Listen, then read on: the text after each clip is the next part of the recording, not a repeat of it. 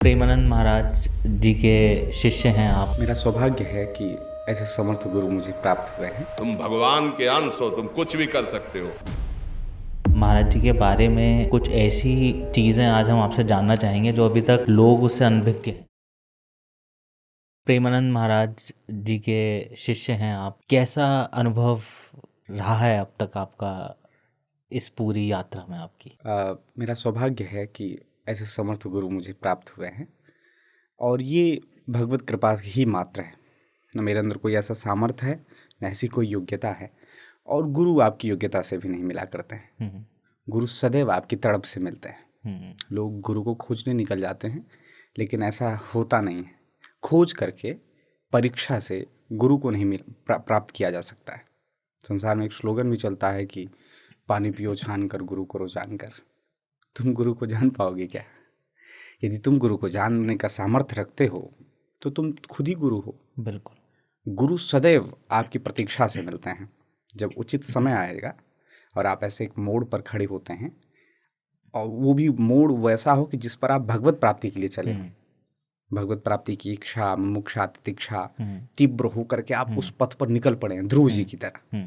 और जब आप एक ऐसे मोड़ पर आकर खड़े हो जाते हैं, वहां आपको नहीं पता चलता अब मैं किस रास्ते से जाऊं, तो वह गोविंद ही गुरु रूप बन करके आपके जीवन में आता है। तो ऐसा ही कुछ पदार्पण मेरे जीवन में जय जय का हुआ है। प्रेमानंद जी के महाराज जी के बारे में कुछ ऐसी चीज़ें आज हम आपसे जानना चाहेंगे जो अभी तक लोग उससे अनभिज्ञ हैं। आप ये समझिए कि आप इतने स्वर्णिम युग में जी रहे हैं कि आप उनका दर्शन कर रहे हैं, आप उनकी वाणी का लाभ ले रहे हैं। और एक हमारे जो आचार्य हैं, जो हमारी परंपरा है, श्री जिसका श्री आपने नाम सुना होगा, श्री हरिवंश हम लोग बोलते हैं, तो ये हमारे आचार्य जी हैं जिनसे श्रृंखला आ रही है। और ये साक्षात जो है, आप ये समझ लीजिए कि भगवान श्याम सुंदर के हृदय में जो किशोरी जी के लिए प्रेम है जी, और श्री किशोरी जी के हृदय में जो श्याम सुंदर के लिए प्रेम है जी, उस प्रेम को यदि कोई स्वरूप में आप देखना चाहेंगे तो वो हमारे आचार्य वृंद है, श्री हरिवंश महाप्रभु। और जब उनका पदार्पण इस धरातल पर हुआ, हम कलिकाल के कलुषित कलिबद्ध जीवों को उद्धरण के लिए, क्योंकि जो हमारा प्रारंभ रहा कलयुग का, उसमें आक्रांता खूब रहे, मुगलों का ऐसा शासन रहा कि आप हरिनाम नहीं ले सकते थे, आप अपने धर्म का ठीक से निर्वहन तक नहीं कर सकते थे। बैलगाड़ियों से भर भर के इतिहास के पन्ने भरे हैं कि ब्राह्मणों के जनेऊ फेंके गए हैं। ऐसी स्थिति में हमारे महाप्रभु जी आए, और जब वो आए तो बहुत सारे संप्रदाय उस समय भी थे। उस समय एक जैसे लगा कि इस धरातल को फिर से रस से ओतप्रोत करने के लिए श्री जी ने अपने निज महल से कुछ लोगों को भेजा, अपनी सहचरियों को भेजा। उसमें से हमारे श्री हिज्जू जो है वो वंशी के अवतार हैं। अच्छा। वंशी एक ऐसी हैं जो श्याम सुंदर के साथ नित्य रहती हैं, चाहे वो रास विलास हो रहा हो गोपियों के साथ, तब भी वंशी उनके साथ रहती हैं, और या फिर गोपों के साथ गौचारण आदि लीला कर रहे हैं तब भी वंशी उनके साथ है, नित्य संग रहती हैं वंशी। वो वंशी के अवतार ही हमारे हिज्जू हैं। तो जब वो आए उस समय बहुत सारे परिकर आए थे। श्री ललिता जी के अवतार हमारे श्री हरिदास जो हैं, जिन्होंने बांके बिहारी लाल के मंदिर की प्रतिष्ठा की थी जी। उसी प्रकार श्री वंशी के अवतार हमारे श्री हित जो हैं, जब वो आए तो सारे धर्म एक बात बोलने लगे, सारे संप्रदाय एक मत हो गए। जो हमारे हिज्जू कह रहे हैं वही सारे संप्रदाय जो है उसका अनुकरण कर रहे हैं, उससे रिलेट कर रहे हैं। और मुझे लगता है इतिहास फिर से स्वयं को दोहरा रहा है। आप आज देखिए कि प्रत्येक वर्ग का व्यक्ति, प्रत्येक आयु का व्यक्ति, यहाँ तक कि कुछ ऐसे धर्माचार्य हैं जिनकी बातें क्या तो वृद्ध सुनता है, या तो इंटेलेक्चुअल कोई बौद्धिक व्यक्ति सुनता है, या तो कोई कामना वाला व्यक्ति सुनता है।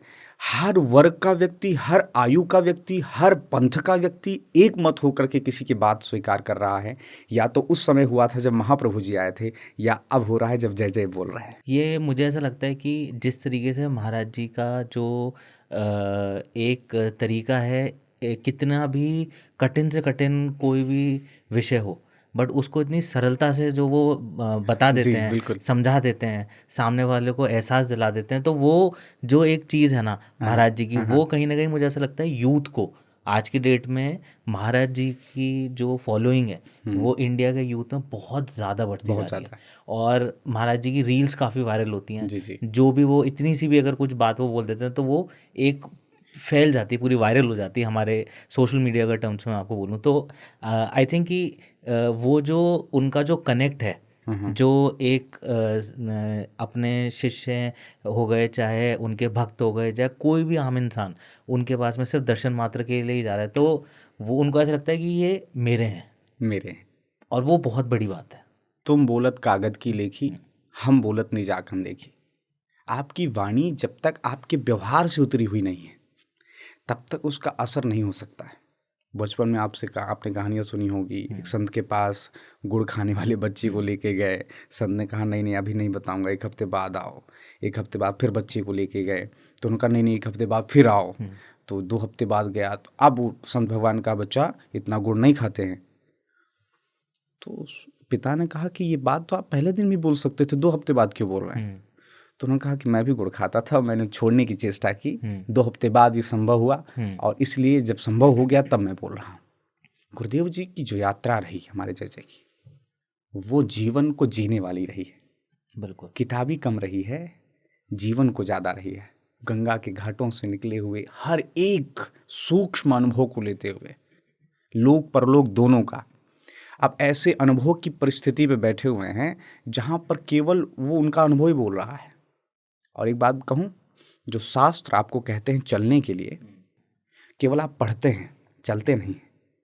और ऐसे न जाने कितने संतों का उदाहरण इस संसार में है जिन्होंने शास्त्र का स नहीं पढ़ा, बिल्कुल, जिन्होंने किताब को छुआ तक नहीं, आज उन पर पीएचडी की जाती है। कबीरदास जी पर पीएचडी की जाती है, उन्होंने पढ़ाई कभी नहीं की। तो संत जब चलता है तो वो एकदम, मुझे लगता है कि शास्त्र और संत ये दोनों मूर्तिमान स्वरूप हैं। आप शास्त्र पर चलकर या तो भगवत प्राप्ति कर लीजिए या संत के पद चिन्हों पर चल करके भगवत प्राप्ति कर लीजिए, आपको एक जैसा ही नजर आएगा। गुरुदेव जो बोल रहे हैं शास्त्र से एक शब्द भी इधर उधर नहीं जाएगा, लेकिन शास्त्रों को बहुत ज़्यादा जो है समय भी नहीं दिया है, समय जीवन के अनुभव को दिया है। तो जीवन, क्योंकि मुझे लगता है कि इस संसार का जो मैनुअल है वही शास्त्र है। बिल्कुल, है ना। लेकिन कभी कभी संसार को समझा भी जा सकता है, तो जो समझ है वही शास्त्र है। तो समझ करके जीवन में उतार करके और वाणी में संत के जो करुणा, जो दया, जो अपनापन होता है पूरे समग्र को स्वीकार करने का। जैसे आप अच्छी नीयत से कोई कार्य करते हैं तो पूरी प्रकृति आपका सहयोग करती है। तो जब पूरे संसार को आप अपना मान लेंगे, पूरे संसार को मानने की आवश्यकता नहीं है, आप श्यामा श्याम भगवान को जब अपना मानेंगे तो उनके रोम रोम में ब्रह्मांड वास करता है। आप भारत की क्या चर्चा करते हैं, मुझे लगता है आज जैसे ही आप परमात्मा को स्वीकार करते हैं तो परमात्मा के द्वारा जो जो निर्मित है वो आपको स्वीकार कर लेता है। जा पर कृपा राम की हुई, ता पर कृपा करे सब कोई। और आप केवल देख पा रहे हैं सोशल मीडिया के द्वारा कि भारत की यूथ फॉलो कर रहा है। मुझे लगता है कि एक एक कण कण ब्रह्मांड का अब स्वीकार करता है इस समग्रता को। बिल्कुल। तो जैसे ही आपकी करुणा भरी दृष्टि संत की जो होती है, स्वभाव जो होता है, तो वो उस भाव में भरते हैं तो आपको लगता है कि यही मेरे अपने हैं। आप अपने आप खींचे चले जाते हैं, क्योंकि उनका अपना कोई डिजायर नहीं है, वो डिजायरलेस हैं।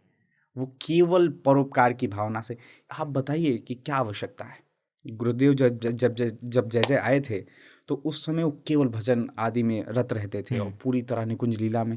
और यही नहीं, अभी तो वृंदावन की जो श्रृंखला रही है, जो रस माधुरी रही, अनेक रसिक वृंद आए हैं। इतनी बड़ी श्रृंखला है कि आप जानते ही नहीं है, ना हम जान पाएंगे कौन आया, कितना रस अपने अंदर भरा और निकुंज में प्रवेश कर गया, पता ही नहीं चलता है। पहली बार है, पहली बार कि कोई इस निकुंज रस को छलका रहा है, जबकि हम लोग अधिकारी भी नहीं है।